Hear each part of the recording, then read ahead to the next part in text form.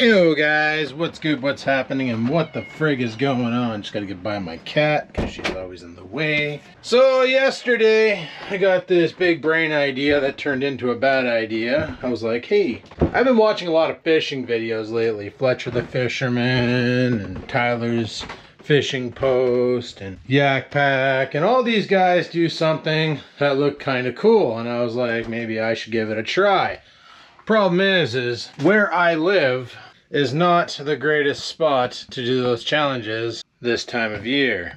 See, these guys, they do these like, you get 50 bucks, go to Walmart, buy a rod, reel, line, lures, and then try and catch the biggest fish, the most fish, and the first fish. So yesterday I was like, you know, that could be fun. It was warm out. It was like 27 degrees Celsius. Let's go do a fishing challenge. At least that's what I thought. So, if you're wondering what I'm doing, I got to go to the parents' house. I got them some iPad cases for their iPads because Dad's OtterBox case, he doesn't like it because it doesn't have a kickstand, and Mom's kickstand case is 5 years old and it's literally coming apart. So Mom wanted another one and Dad wanted one too. So I was like, you know what? I got you, fam. So I ordered them up, each a new case for their 12.9-inch iPads. We're going to be going over there soon, but back on that fishing topic. So I went to Canadian Tire and I was going to do a rod, reel, line, lures, and go from there. But then when I get in there, I realize a rod, reel, and line, and I was going to do this for 100 bucks, okay? That was going to be the challenge, $100 challenge. It's impossible.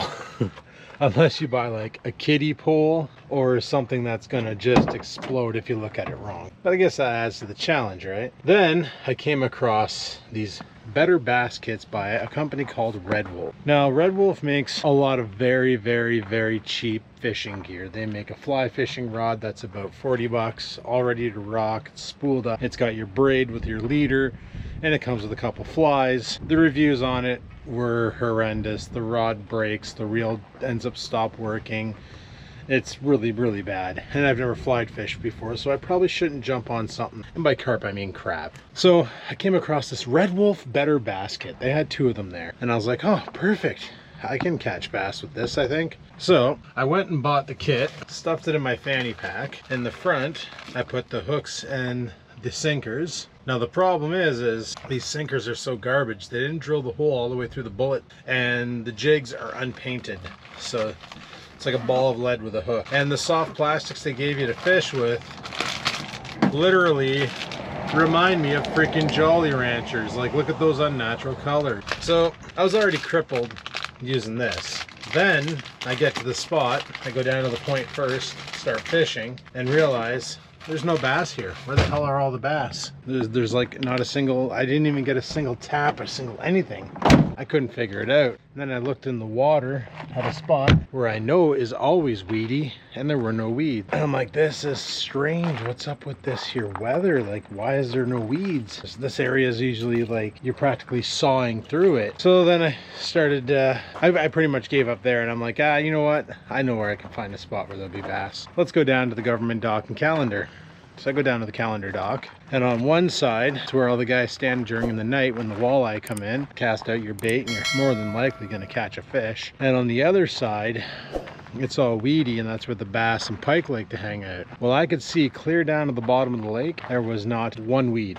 They were all gone. And then it dawned on me. Jocelyn made a comment a couple weeks ago on the 7th, Saturday. Now, I don't know why I never noticed this, but we got snow that day. The temperature was -2. And we got snow.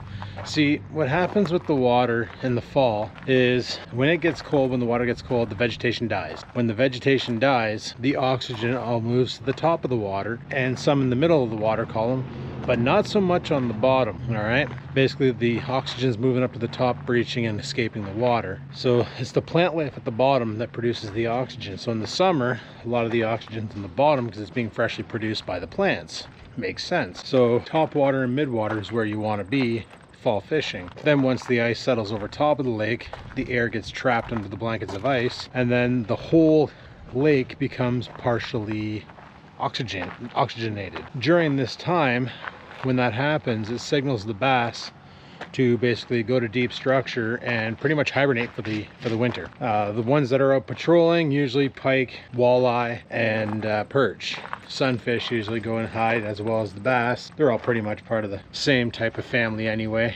I had two things playing against, well, multiple things playing against me. Number one, those freaking lures are just junk. Number two, I'm pretty sure that cold spike we had last week put the fish into hiding. Now, like I say, it's warm right now, and it was warm yesterday, and it was warm on Friday. Last night would have been a great time to go camping, but fishing would not have been an option while camping because, like I said, the lakes have turned. Needless to say, I bumped into Rex while I was down there. I went to Burger King for a burger, took the old girl fishing. Fishing in a Firebird, not as much fun as you would think. Doable. I know a lot of people who fish in their car. When you have an 8-foot bed on your pickup and you can like throw your rods in without having to break them down, so nice. When you have to take your 2-piece rod and make it a 2-piece to put it in the back seat of your car, kind of a pain in the ass. Like, it's just so nice to get to your location, pop the tailgate, grab your rod, grab your lures, and just head her out. Where I guess I could have just shoved the rod down here and had it go into the back seat and it would have been fine. But instead I broke it down, threw it in the back seat, and just went. So I went all over the place yesterday with this. We went down to the Point, we went down to Callender, we went out to Corbeil, we went out to Astorville. We drove around everywhere. When I left in the morning, I had 200 kilometers on the odometer. When I got home, it was about, well, whatever it's at now, 310. But anyway, I got to take the old girl out today because today's mission is drop off those iPad cases, and I want to put the boat away. But before we even consider putting the boat away, I think I've shown you guys this. When I had the boat in here last time, because how loose this back wall is and flapping around, oh, something was digging here. The motor kind of burrowed a hole through here. I'm going to do a simple fix on that. I'm just gonna stick a bunch of Gorilla Tape on it and call it a day. Figure if it can hold this window on this truck camper, it can act as a barrier between the motor and the wall. But I got my ice fishing shit in there and the kayak, so I'm gonna have to pull those out. But anyway, I gotta move the Trans Am regardless. And you guys remember when I made that 3D print to put the pieces of wood in there? Notice how it's kind of flexing? Pretty sure my 3D print didn't hold out. Anyway, I gotta run to my parents' house. Taking the Firebird. I've been driving the shit out of this thing. Saves me mileage on the truck. And as for that front tire on the truck, I called the tire shop yesterday because I don't want to deal with that over the winter. I just want to be able to jump in my truck and go to work or whatever I need to do and not have to worry about the tire being low. I got an appointment next Saturday to go to the tire shop. They're gonna pull it, inspect it. He said it's one of two things. He goes, either A, you got something in the tire that you're not noticing, which could very well be. Maybe I ran over a finishing nail, who knows? Or B, the issue is that the rim is corroded around the tire and it's creating a little bit of a bypass so that air can get out, which I'm thinking that's the more likely solution. Anyway, guys, gonna head over to my parents' house, drop off these iPad cases, hang out for a bit, and then come back here and get that boat put away and do a repair on the shed. Let's go. Alrighty, we're back. I got the Trans Am parked on the side of the road there because this is the mission. We need to move this. I got a free Gatorade out of the deal. I dropped off those iPad cases and we sat and chatted, and Dad started talking about there's a critter in his yard that is digging holes under his fence, and he wanted a camera to catch it in the act. So he was asking me if I had a GoPro or something, and I said no, but I got something better. And he's like, what? I'm like, I got a trail cam. You guys remember when I had that squirrel in my roof in my attic? It was up there and making a ruckus, and I couldn't sleep at night because it was literally doing laps. What am I in here for? Duct tape. It was literally doing laps in the roof. It's Gorilla Tape. Where did I put that Gorilla Tape? It's a little more durable and definitely more sticky. Where did I put that shit? I know it's around here somewhere. Worst case. Anyway, I bought an Amazon cheap $30 trail cam and stuck it up there. There it is. Stuck it up there to catch whatever the frig was messing around, and got some footage of the little bastard. And like, it was like so not camera shy that it physically came right up to the camera and said sup. You know, like, if you haven't seen that video, that's an old video, but it was a good video. Well, I thought it was good. Maybe it wasn't, I don't know. But catching a freaking squirrel. Bought a live trap off Amazon. I bought everything off of Amazon for that mission. Caught it, went out and released it. And then my buddy's like, why didn't you eat it? And I'm like, I don't know, can you? And then sure enough, yeah, you can. So yeah, I got all this shit in here that I got to deal with before I can bring the boat in, and I got to fix that. So what I'm gonna do is, didn't really use the kayak much this year, eh? I'm gonna shove you guys in a rod holder. There, look at that, it's like it was meant to be. I'm gonna get this thing all rolled up. Oh yeah, she snapped. Son of a bitch. I don't know how the hell I'm gonna get that out.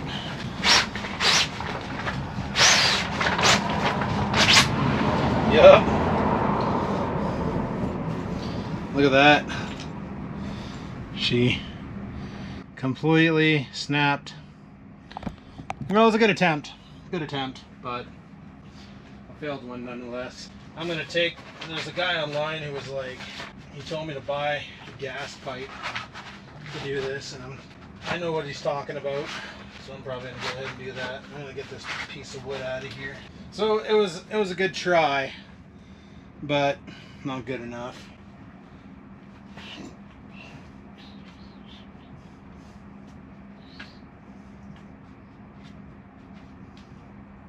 Should make a war axe out of these. Anyway. So yeah, I did all these modifications to the kayak, the camera mount and all that, and I never even took it back out for another rip. I don't know, this summer I just didn't feel like doing much, which is sad. Mainly because what happened at the beginning of the summer, losing potato, kind of threw me for a loop there. I was to kill all these stupid things off. Not like they can get much of a stranglehold on the ground.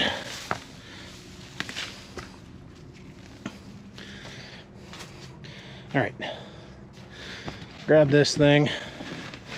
No idea if we're gonna even be able to use this year. This is all the ice fishing junk. Holy, friggin' spiders have been in here, that's for sure. Got a nice little nest going on, but the reason why I say I don't know if I'm gonna be able to use it, I don't even know what the hell the weather is gonna be like this winter. If it's anything like last winter, I might be able to kayak on fishing opener in January. Be a cold kayak, that's for sure. Grab the old trailer dolly here and get her attached to the boat. Well, not yet. Where did I put that duct tape? It's on the yak, right? So here's my battle plan. As you can see, there's a hole in the friggin' canvas here from where the motor was rubbing up against it. I'm just gonna slap some duct tape on there to hold her in place. Should hold for the winter. However, if you look at this canvas, this is probably gonna be the last year of this canvas. I got a buddy who's him and his sister run a canvas company, and they make some really good shit for this exact model of the shelter. I'm gonna get them to make me a canopy and a front zipper and a rear zipper, because they can make both zipperable, so that I can tear all this garbage shit off and put it on. And they warranty it for like, well, my friend had it on his triangle top tarp tent for 10 years and it looks brand new. So it's some Fabrine style versus this heavy duty tarpaulin, way more weather resistant. Just got to remember to clear off the snow, because it'll take the snow but this tubular frame won't. Anyway, that'll be a future project, like so. And then we'll go around to the front and do the same there. And guys, I literally have a cow in every room in the house, but that cow's gonna have to move because the boat's gonna go there. I just gotta do back here and then we're done. Can't even tell it's there. That was sarcasm in case none of you got that. All right, so now the fun part. Let's move cow out of the way. I'll just chuck him behind the kayak. I gotta throw this cow out. I just haven't gotten around to doing it yet. I tried putting him at the side of the road and the garbage man came along and didn't take him, so I'm like, well, how do I dispose of a friggin' furniture cow, right? All right, next step, the fun step, getting this thing. You're probably saying, why don't I use the truck to do this? Well, number one, this is good exercise. That's my excuse. And number two, I suck at backing up trailers, which is why next year, if I do decide to launch this boat, I'm probably gonna drag her down to Nosbonsing and launch it at that place at the Bear Creek. I'd say it was in a video, but it totally wasn't, because I deleted the footage. Oh, that hurt. That fucking hurt. Oh, I just took the boat in the back because I was stupid. And I don't have a tripod anymore. Lovely. All right, let me fix this. Yeah, so when the boat took a fall, the tripod decided to go with it, but we got her attached now. So pro tip, before lifting the wheel, always make sure you have it locked in place.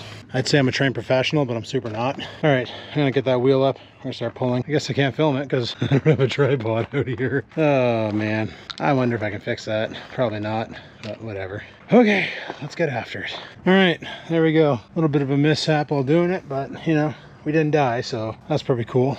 And that'll make a great short. How not to hook a boat up to a boat trailer, depending on if I got the shot, because the GoPro went crashing down pretty damn hard. It might be another wasted video. Who knows? Who the frig knows? All right, let's get this thing back in there. Beauty, beauty, beauty. I'm a sweaty bitch. You know, I might just leave my ice fishing stuff in here, and then if I need it, I can just come and grab it. Normally I put it in the back of the truck, but I do want to grab one of these ice fishing poles though, because I bought a reel off of Temu last year. That one's good. It's this one here that has the shit one on it. I got a different reel for this one, so I got the bait caster on that one and a regular spinning reel on that one. But this one here, I got a special reel I want to try. So yeah, we'll see if we actually get to go ice fishing this year, which is something else I wanted to talk about. See, normally for me, winter is the time when I don't really do too much. Stay home, play video games, just do whatever it takes to save money for when the weather breaks and summer comes, so I can afford to do some fun things. This zipper is broken. Lovely. This side's good. That's weird. It was separating at the top here. It wasn't going in. So now it's good. You just got to pull it tight when you zip it. For what they charge for these and what they actually are, it blows my mind. Anyway, winter's usually where I don't do too much. Like 2020, I started doing the ice fishing. But if you watched my previous vlogs, you'll realize a lot of the winter, I stay inside unless I'm going to work. But then I drive to work and then I'm in the office. Then I come outside, come home, back inside. It wasn't, I usually spend the winter just conserving money, keeping it cheap, not doing anything expensive, except in 2011 and 2013 when I went on a trip. But you know, whatever, that was needed. I needed vacation. But as far as the 3 vlogs a day or 3 vlogs a week thing, Monday, Wednesday, Friday, I don't want to force it, guys. I don't want to force a video out. It's the reason why I deleted the footage from yesterday's failed fishing attempt, even though I did a bunch of cool stuff, like drove the Trans Am, took it fishing. It was fun. But due to the way the fish were, nothing was eating, so I was like, screw it. We deleted the footage because I didn't want to put up a video that was just boring, and I was having a hard time when I was editing it, enjoying it, and I'm like, if I don't enjoy it, they're not going to enjoy it. And I don't want to go back into that old path of being forced to make videos. Like right now, 3 a week, not a problem. There's a lot of stuff I can be doing around the property, but come winter, it's like there really isn't much to do. I'm not about to go out and buy a snowmobile, because if I do, chances are we won't get enough snow to use it. So yeah, we'll see how winter goes, but there might not be as many updates. I'm bringing the car in the driveway. So yeah, anybody who remembers the daily vlogging days, you remember how there was like every day wasn't different. I'd wake up, I'd go to work, I'd talk about shit. A lot of it was angry stuff because I felt like I was forced to produce content for YouTube because it was the way, you know? That was the way, that's what we did. I agreed to a 1 video a day, and I did that for like over 2,200 freaking days straight, uploading video after video after video, and a lot of the content was just straight trash. Some people enjoyed it, but a lot of people were like, holy, every day is the same. And it's true. Like, you know, a lot of these guys who are still going daily, like I'm gonna use Kid behind a camera for one, you watch his videos and there's a pattern that they fall into. Like he goes into this, I'm gonna lose weight dieting pattern, and then all of a sudden one of his neighbors is mad at him, or one of his family members is mad at him, and that drags on for like a week, and then all of a sudden his girlfriend's mad at him, kicks him out, and then all of a sudden there's this binge eating that he starts doing where he's like reviewing different restaurants. And that's the problem when you are forced to produce content and you're running out of ideas. You fall back on old ideas. Oh well, it worked back then, people got a lot of views, it was really viral, and I don't want to do that. I'd rather make videos that when I'm editing them, I enjoy them. Like after filming that fishing video with Bloke and editing it, I enjoyed editing it. I've watched that video like 4 times so far because it was fun to be there, it was fun to fish, it was a fun video to make, and I found it very enjoyable to watch. And that's what I want to more or less get into, is producing content like that, because it seems a lot nicer now. Around here, I don't really have any friends with similar interests with the fishing and all that, especially being on camera when it comes to fishing, let alone wearing a camera if I ask them to strap on like a GoPro and catch their angle of the video. So, but yeah, I'm pretty much on my own up here with the YouTube now. Like a lot of the old creators we had, like Adrian and Rex stopped making videos. I don't know if he'll ever pick it back up again, but Rex Fur by Fur, I don't think he's uploaded a video in a while. Adrian, I don't even know if he's uploading videos. He might have started a new channel that I don't know about because he got into mountain biking. Who else did we used to film with back in the day? Like Cat Piss, I don't think he's doing the YouTube anymore. Poo Poo Garrett, he's just doing his speaker videos now, and he's doing really good on YouTube. He's actually doing really good on YouTube, but I don't think he's into fishing either, like my style of content. So I'm pretty much on my own. Now I'm pretty sure there's probably an angling YouTube group in North Bay. There's probably a few people trying to make a name for themselves in the angler division of the north. But the other problem with making YouTube friends is if they have a bigger channel than you, they're nervous that the only reason why you want to be their friend is to try and hoard in on those subscriptions. And if they have a smaller channel than you, then they usually will hang out with you, and if they grow past you, then they just stop talking to you. So it's like, it's always a competition on this platform. It's pretty sad. It's pretty sad that nobody can just come on here, make content. Who cares about subscriptions? Just make content so people have something to watch besides all the repetitive crap being put out on Netflix. You know, that's why I watch YouTube. There's always something different to watch. You wake up in the morning, a bunch of people put out new videos. You got hours of content you can consume if you have time to consume it, you know? But to each their own. Anyway, guys, we'll see what happens this winter. Like I say, I can't guarantee three videos a week. We'll just make updates as we go. Try and hopefully get out on the ice if we have any. Do some fishing. Otherwise, maybe January I'll do some bank fishing because I'm not too really wanting to put a kayak in frozen water. You know what I mean? Like bailing in that, hypothermia, doesn't sound too interesting. But we'll see what this winter's all about, because meteorologists are calling for an El Nino winter, which is the complete opposite of last year's El Nino winter, where it was hotter than normal. If it's colder than normal, then the hard water will be harder than normal, and I may be able to trek out there and do some fishing. But we'll see what we do and do what we see. But as for this video, guys, I'm going to shut her down here. So thanks for watching. Hopefully you enjoyed it. Sorry I axed the fishing video from yesterday, but trust me, you wouldn't have wanted to watch that because there was no fish to catch. It was a waste of time. Until next time though, guys, live it to win it. Peace the frig out.